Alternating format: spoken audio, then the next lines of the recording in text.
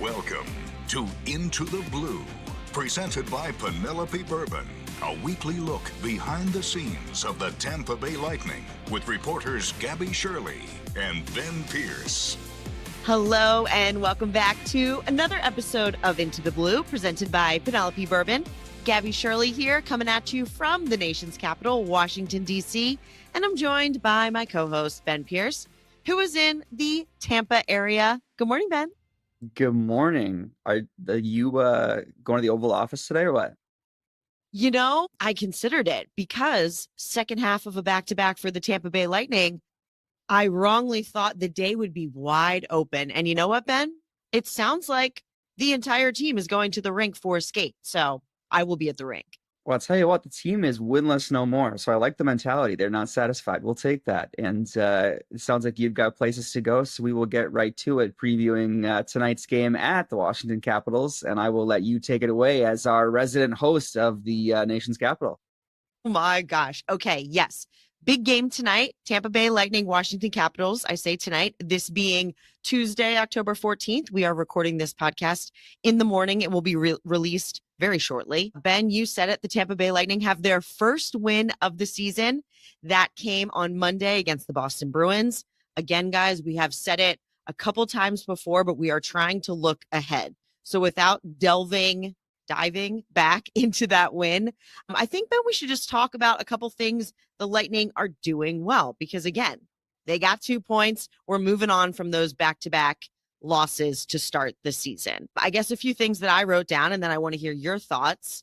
The Lightning, they are outscoring their opponents in the first period. They had a great start to the game on Monday against the Bruins. Anthony Cirelli, 2 goals. Like, okay, let's go. Starting the season off right. I'm tied for third in the NHL in goals for with 11. We're seeing some depth scoring. Again, in that game against the Bruins, we saw goals from Gord and Holmberg, who were both on the Yanni Gord line, not the third line, the Yanni Gord line. John Cooper did some shuffling, Ben, prior to the start of that game, and it seems like he knows exactly what he is doing because we saw chemistry from, again, Anthony Cirelli line, Yanni Gord line. Let's see, tied for 6th in the NHL on the power play and 3rd on the PK. So again, we are trending in the right direction. Your thoughts? I think the biggest thing is the defense right now, right? Like the Lightning are scoring a lot. Like a lot. And the biggest takeaway for me so far, I think, was words straight out of Coach John Cooper's mouth, where he said, like, we're scoring 4 to 5 goals a game. That should be enough. And the Lightning are 1-2 so far. It's just a matter of some early season mistakes, right? I think anybody who watched last night's game probably saw Coach Cooper's pretty animated reaction to the 1 goal against on the bench. And you don't really get to see that a lot from John Cooper. He's normally a pretty calm, relaxed guy on the bench. And it is early in the season. You're going to see that, I think, as the team kind of starts to figure out and gets back in groove. But they just have to shore up some things defensively. And this is a team that does tend to get better as the season rolls on. I'm sure they will get there. But defensive, I think, is pretty clearly the focus. The good news is, offensively, this team's been really good. And the quote-unquote top offensive guys have actually been pretty quiet, right? Like Nikita Kucherov doesn't have a 5-on-5 point this year. And you look at like that stat alone, I can promise you that's not going to hold very long for a guy who, as we're going to talk about, is coming up on a pretty big milestone. Like, this team, if it keeps getting the depth scoring that it's getting, and a really solid start out of Jonas Johansson last night for the team's first win of the year, there's a lot of things to really like if they can figure out the pieces that aren't working right now. So a lot to like. And as Coop said, we're kind of flushing out the bad pieces and keeping the good ones as we go here to start the year. But some things they could definitely build on to start for sure. Yeah, I want to know more of your take on seeing Jonas Johansson. First game for him this season. Ben, I don't know why I act surprised because, right, I believe, I'm 99% sure the goalie schedule is really set prior to we have a game tomorrow.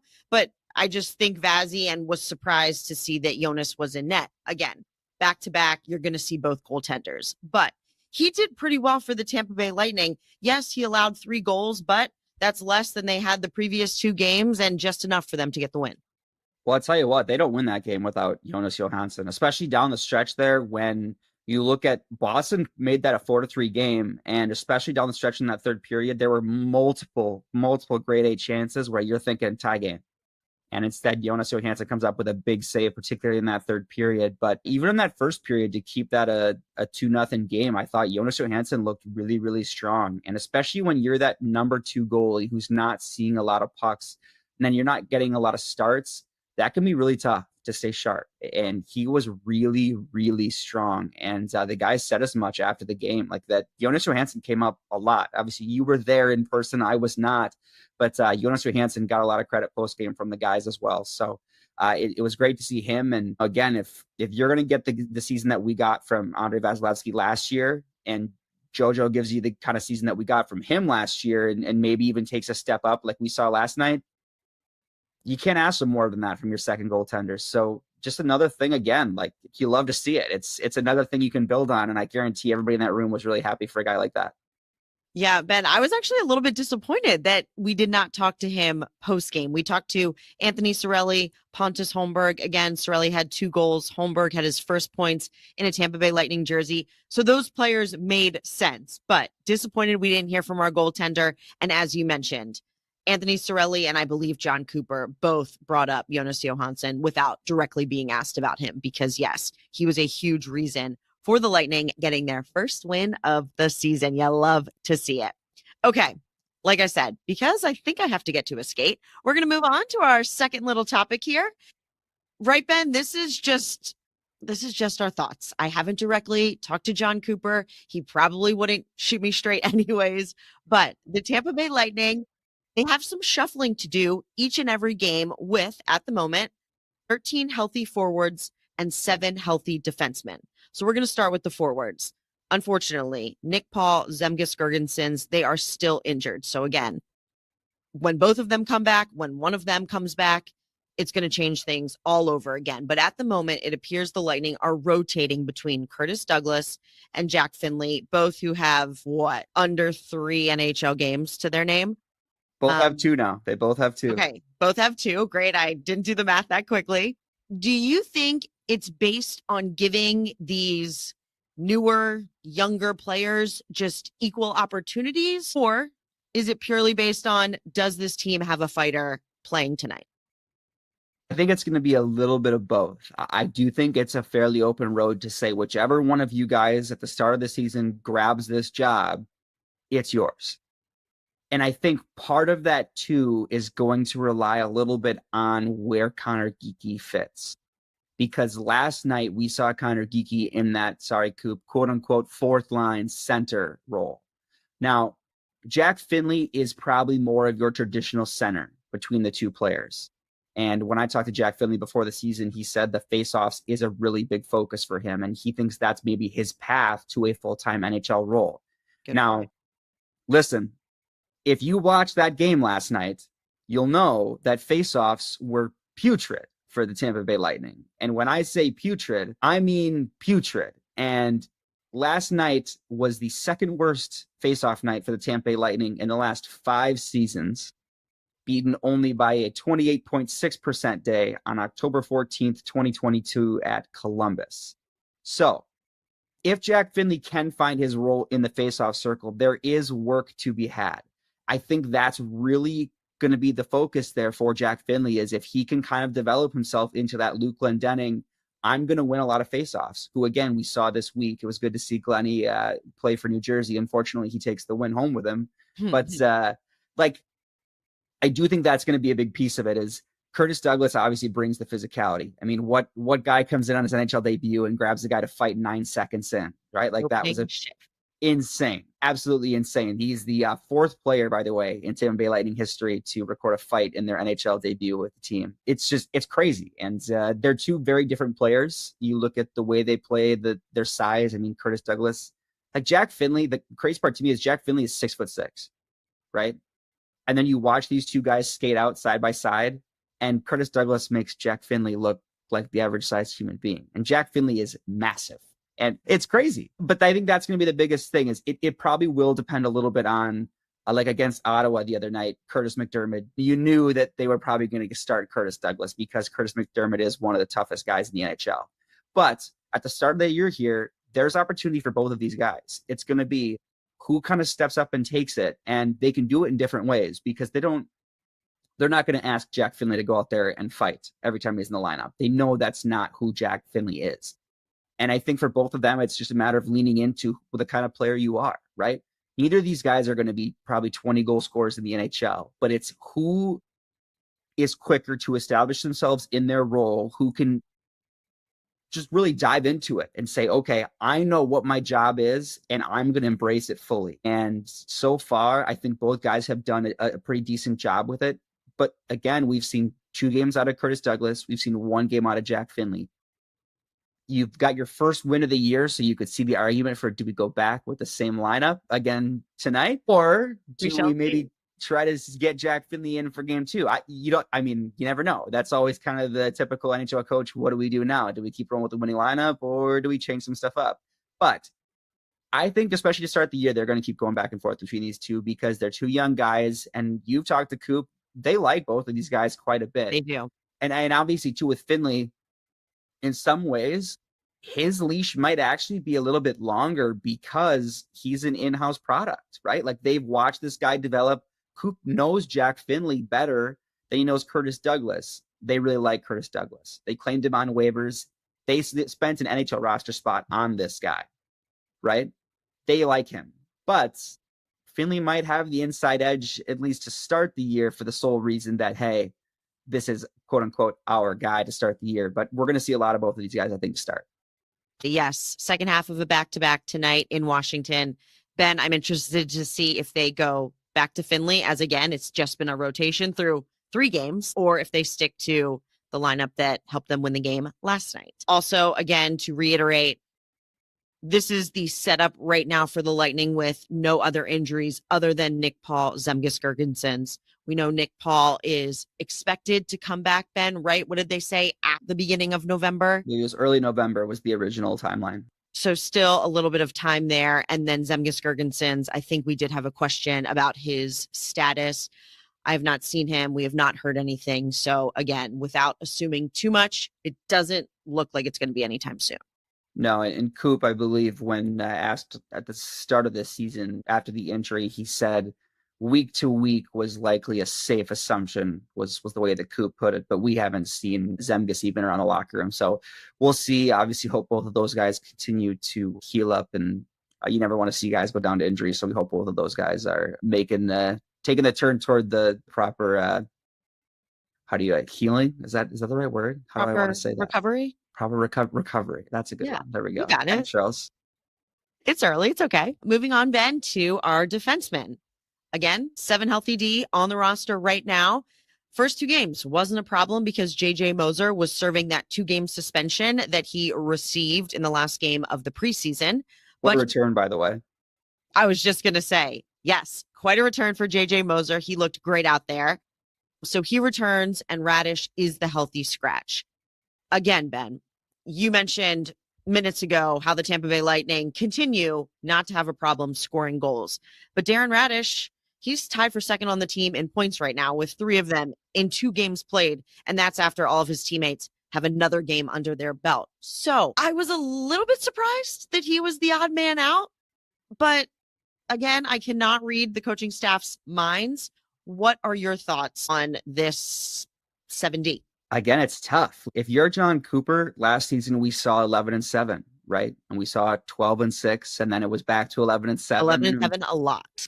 Right? And it was because guys were forcing his hand on the back end. We saw some really good growth out of Emil Lilleberg, particularly last year. It was a young guy who didn't have a lot of NHL experience, but he kind of forced the hand of Coop. And then Darren Radish was building off another great year, and he really took off. And all of a sudden we have to dress 7 D-men because Nick Perbix, and then they obviously added JJ Moser last year.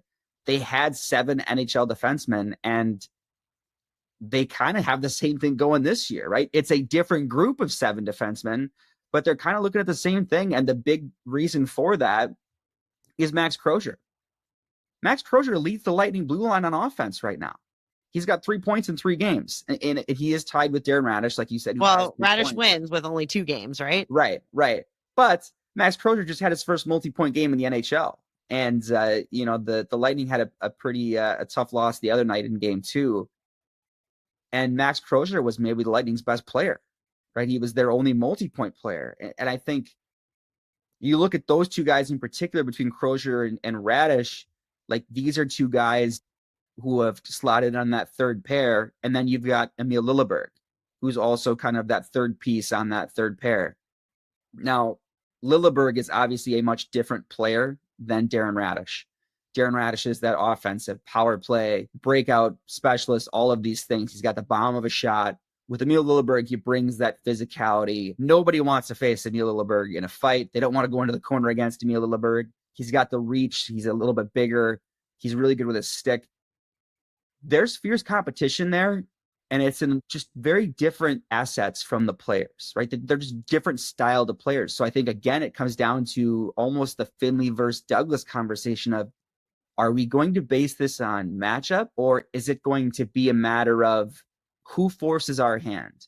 Who at the start of the season is going to reach out and grab this job? And I think, at least to start the year, it really is going to be up to these players to say, hey, to start the year, everybody's on the same level, and it's up to you to show us who deserves these spots, and then we'll go from there. Mm-hmm. Because last year we saw the same thing, right? At the start of the year, particularly with Cam Atkinson up front, we were going 12-6 to start the year.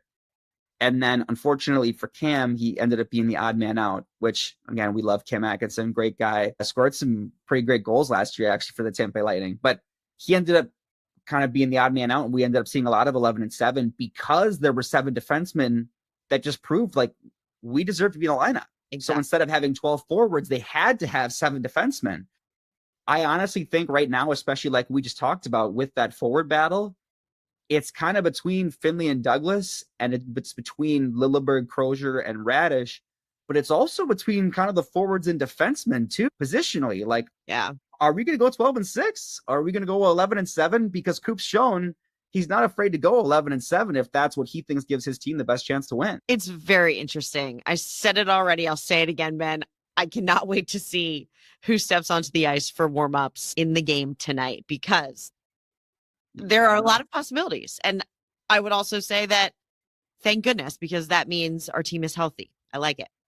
Well, in the salary cap too, right? Like, this is the nice thing about what Julian Breezeball said at the start of the year is he kind of predicted this. As he said, like, I expect a lot of competition in training camp through this season, because for the first time in a couple of seasons, we have enough salary cap where we can afford to carry an extra body or two. And we've seen that play out through training camp, through the last roster cuts, and now even into the regular season. So it's a credit to the management. It's a credit to the coaches for finding the right guys that have kind of pushed each other. And I'm sure that we're going to see this all year long. So it's great to see. And you can't do this without top to bottom handling the salary cap. So you got to give credit where it's due. But I'm sure, like you said, we'll see it, and that starts again tonight. Moving on to our third little segment here. Some major milestones coming up, Ben.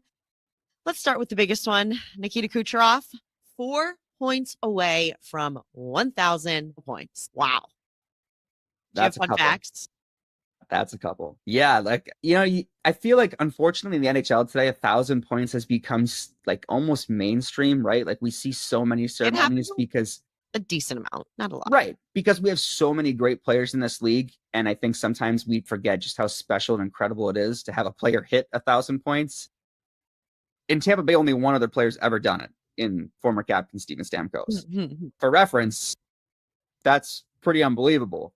Now, Kucherov, if he does it here pretty quickly, he'd be the 4th fastest player to do it born outside of North America. Right now, he's on track to be the 5th fastest player to do it born in Russia. Now, the other players on that list from Russia: Alex Ovechkin, Evgeny Malkin, Sergei Fedorov, Alexander McGillney, and Alex Kovalev.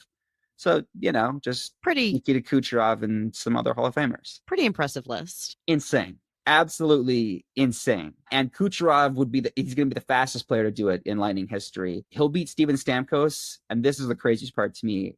He can beat Steven Stamkos if he hits the mark in the next 2 seasons. Mm-hmm. And he's 4 points away. Steven Stamkos is a hell of a player. and Nikita Kucherov is about to beat him to 1,000 points by 2 seasons. It's incredible. It's crazy. Yes, it is. And it's even funnier because I'm sure if he asked Nikita Kucherov, he'd say, yeah, whatever, let's win games. And he absolutely would. The man Yeah. does not like talking about himself. No, it's insane. And I'm sure you have plenty more to add, but it's incredible to think about when you look at just how good he is. And like, if you try to talk to him about it and he's like, hockey, score goals, win games. That's it.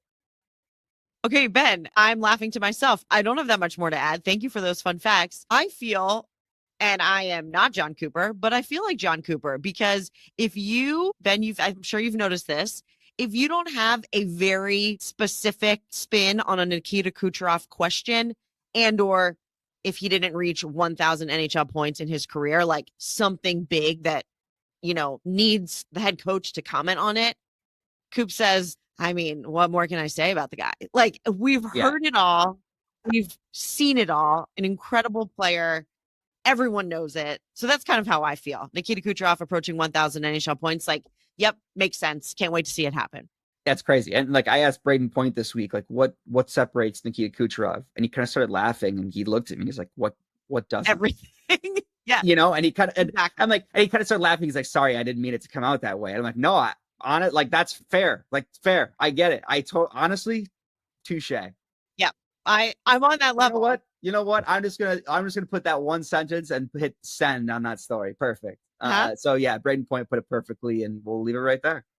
Sums it up. The captain of this Tampa Bay Lightning team, Victor Hedman, also 4 points away from another nice round number, not 1,000 points, but 800 NHL points, which again, for a defenseman, like, yeah, I'll take it. Forget for a defenseman. Do you know how many NHL forwards would die to score 800 NHL points? Are you kidding me? There are a lot. Are you kidding me?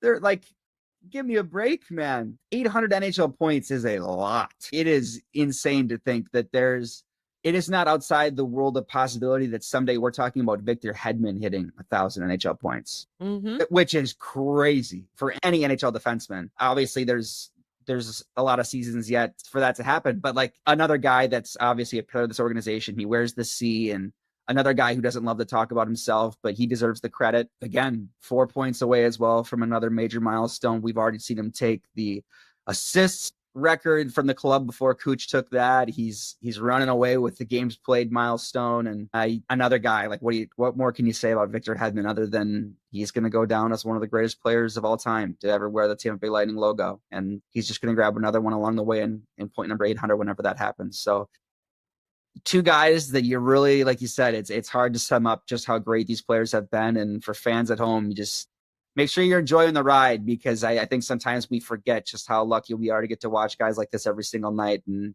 every season, I feel like we talk about they're doing things that you don't get to see very often. And then the next season comes and they're doing it all over again every year. So 2 more marks for 2 great players.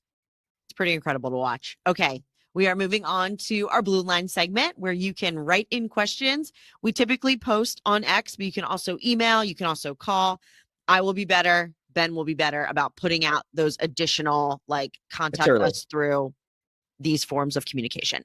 But me begging and pleading for your questions, it was shared on the Tampa Bay Lightning X account, and we got a lot of questions. So forgive me this week if we didn't choose your question. Ben, I thought there were a lot of like pretty specific ones that I'm going to have to take to the source. Like, I didn't. Yeah, you're definitely gonna have to go in the room for those. Absolutely. Yeah. I can already hear you chasing down different guys to like, hey, Sue from Raleigh wants to help me out on yes. Yeah. So we might be revisiting. So again, keep tuning in every week to Into the Blue. But we have 2 questions that I feel we can answer for sure well right now. And Keith starts us off pretty strong here. So pretty relevant. Obviously, we just got back from that first one of the year in Boston. And I know I saw you got a chance to talk with Connor Geeky about this one. So Keith wants to know, did you get a chance to speak with the Geeky family in Boston with Connor and Morgan on the ice together? Obviously, you were there, Gabby, and I did see it. Looks like you got a chance to talk with Connor. So why don't you tell us a little bit about what the Geekys thought about playing against each other once again? Unfortunately, Morgan scored, but we'll let that go. Unfortunately, Morgan scored. Keith, as always, thank you for questions. This one, Ben, I thought was a good opportunity to give a little BTS behind the scenes, I am sorry, Keith, that I did not take it a step further talking to Mr. and Mrs. Geeky, but knowing that the brothers were playing against each other, third time in 2 seasons. Obviously, this is Connor's second season in the NHL. They've seen each other before. I just grabbed Connor before the game. It was an early game, so quick conversation. Asked him, first and foremost, how are you feeling? Do you still love it? He said, yes, I wish I could play against my brother every single night. It is weird. And of course, I always hope to have the better game, which speaks to the competitive spirit that the majority of these athletes have. That made me laugh. He said that he was over at Morgan's house. So this would be 2 nights ago, Sunday night, after the team arrived in Boston. His parents had flown in from Manitoba, so that was great. He said, Mom made lasagna. Like, right, Ben? Can't beat a home cooked meal by your mother. Mom made lasagna. And then something else that made me laugh, they played a card game, right? The Geeky family, very competitive. It was Morgan and Mr. Geeky against Connor and Mrs. Geeky. Connor said he couldn't even tell me the name of the card game. It was a great game, but it required like you and your partner to try to like, whether it was read each other's mind, predict their next move, something to that effect. And Connor's like exact quote was, yeah, we lost all the games because like no one can read my mind. Like that's an impossible task for anyone. There's something more Connor geeky than not even knowing the name of the game, though. Like that is so on brand. So that had me laughing. Again, I only spoke to him for a few minutes after he got to the rink for that early 1:00 game. But his mom and his dad, they were in the building. I believe his grandfather was there as well, and perhaps an aunt. So a good showing. They all traveled to Boston for the big event. Really special when brothers, especially brothers that are that close, can play against each other in the National Hockey League. We'll let Morgan score because the Lightning win. So we'll take that trade. Exactly. It was a good trade-off. All right. Next question. And Ben, you touched on this a little bit, but we can elaborate. This one, I just put down from Fuddy. I think there was a longer handle, but we're going with from Fuddy. I like it. With Glendenning now in New Jersey, who is going to win a face-off when we need it most? Shirley? ? Because we were dominated in the face-off circle on Monday, Ben, as you mentioned. You talked about Jack Finley. I didn't have him on my list. He is currently 6th for the Tampa Bay Lightning in just most face-offs taken, but that's quite a drop-off from Anthony Cirelli having taken 62 in 3 games. And Jack Finley, again, it was only 1 game, but taking 5. I don't know. How do you want to break this down? It's a good question. Well, it is, but like, and this was actually, look out, we're going to the game notes. So through 2 games, though, Anthony Cirelli looked really, really good. Like he was winning just short of 58% of his faceoffs through the first 2 games of this season. And it was looking really, really good for Anthony Cirelli, especially in the defensive zone. And I think that's really why I think the Lightning were comfortable with letting Luke Glendenning, go this offseason, was because they saw what Anthony Cirelli did last season in the faceoff dot. Now, Anthony Cirelli, as he spoke to you yesterday, was not pleased with the way that the team played, and he took a lot of blame for that in the faceoff circle. Yeah, he did. He said he had to be better. But I guarantee you ask anybody in that locker room who they want taking a faceoff at the end of a crucial game, it's Anthony Cirelli. And with 8 seconds left, Anthony Cirelli wins the massive faceoff to get possession of that puck and kill the final seconds of that game. So no, the numbers were pretty ugly, but when it mattered most, Anthony Cirelli won the key faceoff. And you need to win more faceoffs, there's no doubt. But the fact that he was able to win that one at the end, I think is very, very important for this team. They're going to have to win more. And I think, again, the guy like Jack Finley, that could be an avenue, 2 more ice time, 2 more games. But Anthony Cirelli is going to be the number 1 guy this year in the faceoff dot. He had a really good year last year. And Cirelli said last year, he spoke to both of us and said, like, these last couple of years, Cirelli and Connor Geeky both have been picking the brain of Luke Glendenning to learn how to take these faceoffs, to learn how to play against one of the best faceoff guys in the history of the NHL. And they've been trying to pick his brain to learn some of the tricks of the trade because he's been so good in his career. So Cirelli's going to be the number 1 guy, but there is room here, I think, for other guys to step up. Yeah, Ben, I'm pretty confident in Anthony Cirelli. Let's remember last season, he took the most faceoffs by a large margin. He had 292. Next in line for the Tampa Bay Lightning was Braden Point with 886. Cirelli won 0.1% last season. He just had a bad night, right? And it's reflected in the fact It that he only happens. played 3 games. Yes, it happens. Another thing to remember, again, just looking back at last season, yes, Luke Glendening had the highest faceoff win percentage. Nick Paul was next in line with most faceoffs. He won 50%. We're missing him from the lineup. So that is also going to be huge when he comes back. That will help in the faceoff circle for the Lightning. But right now it seems like Cirelli is the guy. And yes, as you said, we're all human. He just had an off night. I agree. I hope that answers your question, Mr. Fuddy. Okay. Before we get to plus minus, Ben, we got to talk about Penelope Bourbon. This season, Penelope Bourbon is a proud partner of the Tampa Bay Lightning. Whether you're cheering at Benchmark International Arena or raising a glass at home, Penelope brings fans together. One pour, one moment, one win at a time. Find us at Publix or at the arena. Go Bolts. Okay, we're flying through our plus minus so I can, I think, get on a bus to the rink. Ben, you start us off. Okay, my plus, if you haven't seen it yet, you need to go find it right now. Yanni Gourde's goal the other night, and it's unfortunately, sorry, Yanni, it's not the goal. It is the absolutely disgusting pass from Pontus Holmberg. We mentioned Pontus Holmberg's first goal, first multi-point game with the Lightning. He had a great night.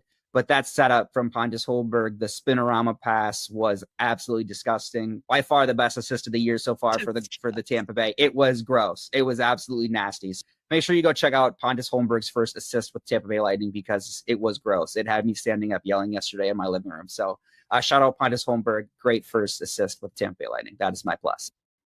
I couldn't agree more. All right, my plus, very self-serving here, but I wanted to take a moment to also thank everyone, Ben. I shared the big, exciting, also terrifying news that I am having a baby. Let's go. Whoa. And although I still haven't read every comment, Ben, because there were a lot of them and I want to respond to all of them, what I saw was so lovely and made me feel better about the situation. And by better, meaning, like I mentioned, I'm terrified because I'm not sure what I'm getting myself into, but everyone is assuring me I will figure it out. But yeah, that was really nice. I had not put it out sooner because I was really enjoying telling everyone, like, face to face, the team, coaching staff, players, just people around the arena that I hadn't seen all summer. But then making it public in that way, again, the response was just so lovely. So thank you to everyone for your kind words. Yeah, you will be a super mom. And plus, we've been training you to be a mom for the last, for me for the last year, and Bucky and Crenner for the last couple of years. Taking care of the two of you. Yeah, exactly, babysitting us. So you're ready, but yeah, you'll kill that. Appreciate you. All right, hit me with your minus. My minus is that I got a new suit to start the season, as you saw the other day, and I loved it. I think a little different, a little red, kind of a new color, but I'm 0-1. So we got to work on the record in the new suit. So my minus is the excitement of a new suit, and I ruined it by going 0-1. So we got to work on that record in the new suit. That's my minus. What about you, Shirley? What's your minus this week? Ben, my minus is, pun intended, no pun intended, fitting. It goes with yours, and you've also heard it before, which I try not to do, but here we go. My minus, everyone knows how much I enjoy fashion. You see mostly the blazers purely because I'm always cold at the arena, but I try to have a good outfit that's a little different every now and then. I love shopping, love it, all of it. I have nothing that fits me. I don't want to buy anything new because bigger sizes and knowing that I'll spend money on something that I'm hopefully not going to fit into much longer just doesn't do it for me. So if you see me in, I'm not kidding, the same exact pair of black pants with blazers that are like, if you're watching this video, like they're getting like tight in the arms. Like I am just huge all over the place. Come on. Like nothing fits. That's my minus. Again, I know it's part of it. I need to stop talking about it, but yeah, that's what I'm dealing with. It'll all be worth it. It'll all be worth it. It will be. It'll all be worth it. All right. I think we are wrapping this up, right, Ben? Because our final segment was always about signed pucks. We're still revamping. So again, stay tuned because we would like to give away something, maybe something bigger and better. Stay tuned. Ben, any final thoughts before we hang up?